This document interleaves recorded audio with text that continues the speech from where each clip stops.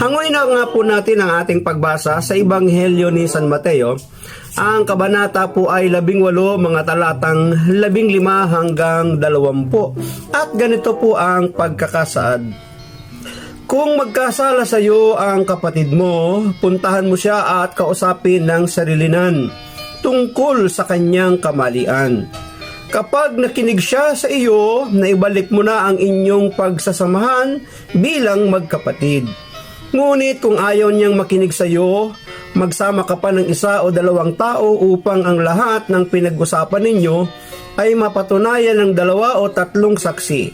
Kung ayaw niyang makinig sa kanila, sabihin mo sa iglesia ang nangyari. At kung ayaw pa rin niyang makinig sa iglesia, ituring mo siyang parang hintil o isang maniningil ng buwis.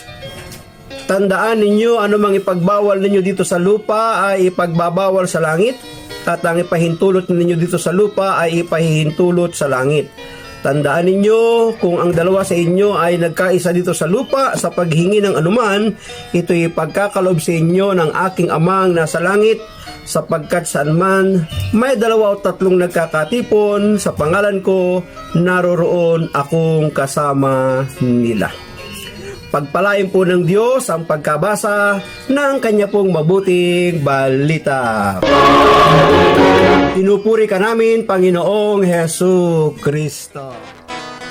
I've got some best banana.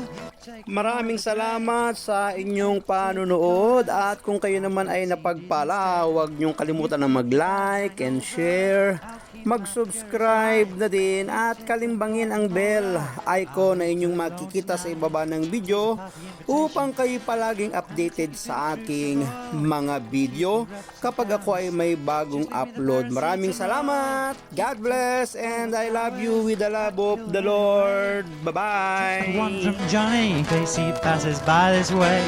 And can you pass this on to Minnie, so she knows where we're at? And you better send me your address so that I can send